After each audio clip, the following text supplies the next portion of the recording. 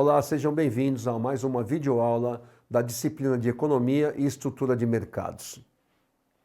Na aula de hoje, veremos o balanço de pagamentos.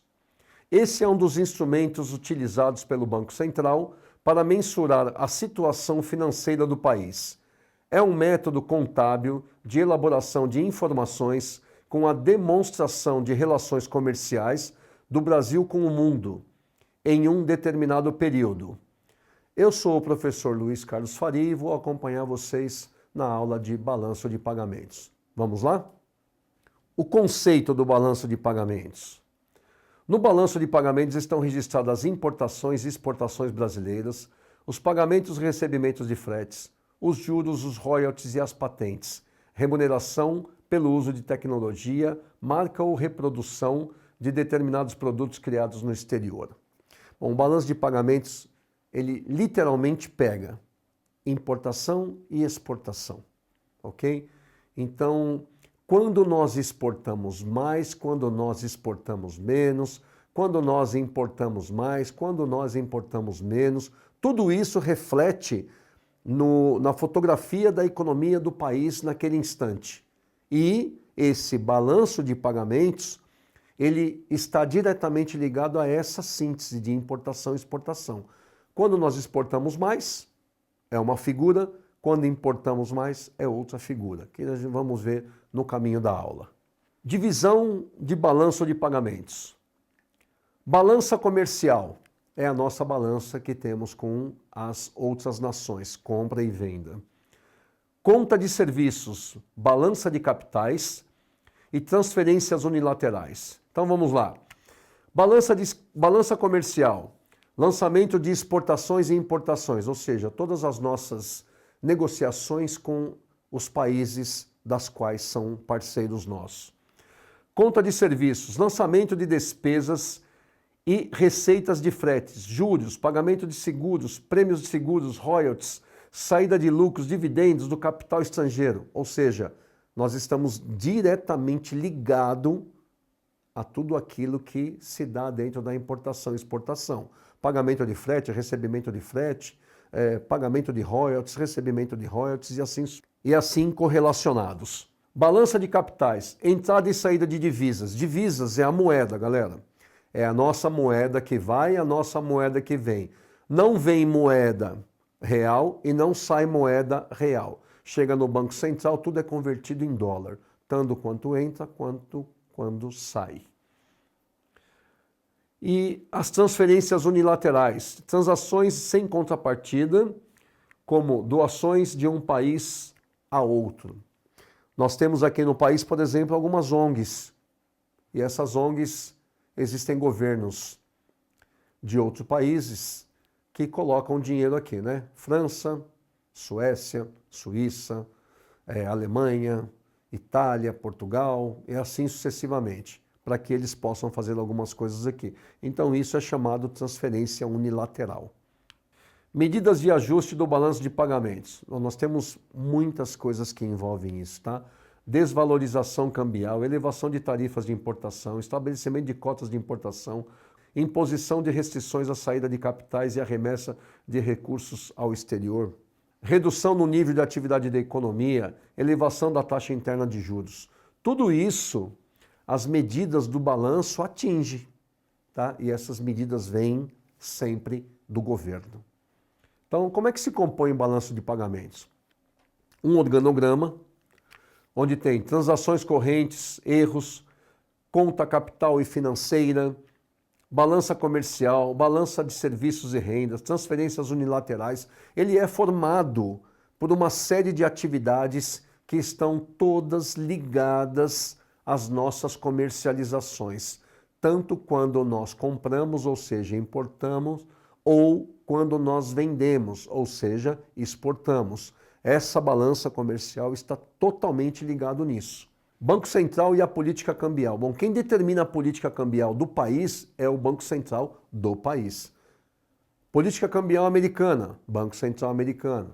Política cambial da Alemanha, Banco Central da Alemanha. Japão, Banco Central do Japão. Brasil, Banco Central do Brasil. Ok? Essa é a política que se trabalha para importação e exportação dentro de um país. O Banco Central movimenta a taxa de câmbio por meio da venda ou compra de moeda estrangeira. O Banco Central, ele é possuidor de todos os tipos de moedas existentes que comercializam conosco, ok? Então, se você importa alguma coisa do Japão, se você importa alguma coisa dos Estados Unidos ou de outro país qualquer, chega aqui, essa conversão é feita. Tudo é dolarizado, tudo vira dólar, mas a moeda daquele país, ela interfere na nossa conversão para o dólar, porque o dólar é a moeda universal. Vamos a um questionamento para ver se entendemos tudo aquilo que falamos até então. Quando o valor do dólar cai no mercado, significa que o Banco Central está atuando na compra ou na venda da moeda? Questão A. Na venda, pois assim o valor da moeda aumenta. Questão B.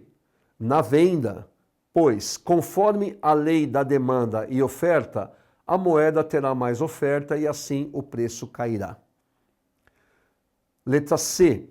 Na compra, pois, ao atuar dessa forma, falta moeda e o seu preço cai. Letra D. Na compra, pois assim o mercado compra e o preço cai. Letra E. Como se trata de moeda estrangeira, o Banco Central não interfere no mercado.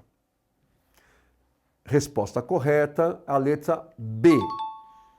Na venda, pois, conforme a lei da demanda e oferta, a moeda terá mais oferta e assim o preço cairá.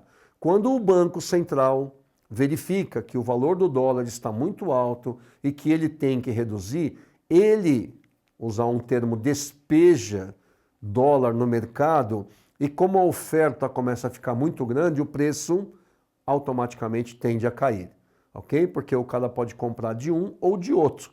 Então isso vai derrubando o preço. Lei da oferta e demanda, como a gente já conhece. Câmbio flutuante. O próprio Banco Central, ao comprar e vender moeda internamente, ele faz com que o câmbio fique flutuante. Por que que o câmbio flutua quase que na sua evidência, né, galera? O Banco Central, ele obrigatoriamente tem que atender exportadores e importadores. Quando o país está exportando muito, o dólar tende a subir. Porque o que acontece? Eu exporto mercadoria e quando entra dinheiro. Então o empresário aqui no Brasil que produziu e vendeu para o exterior, ele recebe um valor bem melhor. Quando o país está importando demais, ou seja, está comprando muito e o dinheiro aqui, as divisas, tem que ir para pagamento, o dólar não pode subir tanto, porque senão o empresário brasileiro aqui, ele ao converter o dólar para fazer o pagamento dele, a quantidade de reais que ele tem que abrir mão é muito grande. Então o Banco Central fica trabalhando com essa flutuação. Uma hora ele sobe, outra hora ele cai. Ele está atendendo todos os mercados na tentativa de deixar tanto exportadores quanto importadores felizes. Então esta flutuação se dá exatamente por essa razão. Taxa de câmbio. O que é uma taxa de câmbio, né? Quando você vai comprar uma moeda de outro país, a pessoa vai viajar. Então eu quero comprar dólar. Eu vou até uma casa de câmbio, né, que é uma casa de troca, e eu dou a minha moeda e pego a outra moeda. Isso está referenciado em uma taxa. Por exemplo, quanto é que está o dólar? O dólar está R$ 4,85. Então, $1 vale R$ 4,85. Isto é a famosa taxa de câmbio. É a relação entre as moedas. E o câmbio flutuante, como nós já falamos, né, sempre o mercado determina se está exportando muito, está importando muito, então o câmbio ele vai brincando nessa subida e descida, para que ele possa em algum instante atender todas as necessidades, tanto do importador quanto do exportador. Nós deixamos um vídeo aí para que você possa acompanhar. Vamos ver um trecho? Como é formado então esse balanço de pagamentos? Existe a primeira balança, a balança mais comum, que é chamada de balança comercial, a BC, balança comercial, que ela é formada por exportação menos importação. E eu estou colocando a letra X e a letra M porque é assim que a gente vê em economia. Então, balança comercial é formada por exportação, tudo que a gente vende lá para fora, menos tudo que a gente compra lá de fora, menos a importação desse produto. Beleza. Logo abaixo da balança comercial, nós temos a balança de transações correntes ou de contas correntes, da maneira que você quiser chamar, que ela é formada por balança comercial, ou seja, essa parte aqui de cima dessa primeira linha já está inclusa aqui embaixo. Então, ela é formada por balança comercial mais balança de rendas e serviços, mais transferências de contas unilaterais. Para acompanhá-lo na íntegra, é só acessar a plataforma. Chegamos ao final da videoaula do balanço de pagamentos. Lá na plataforma Saiba Mais, você pode ter acesso a todo o conteúdo. Bons estudos!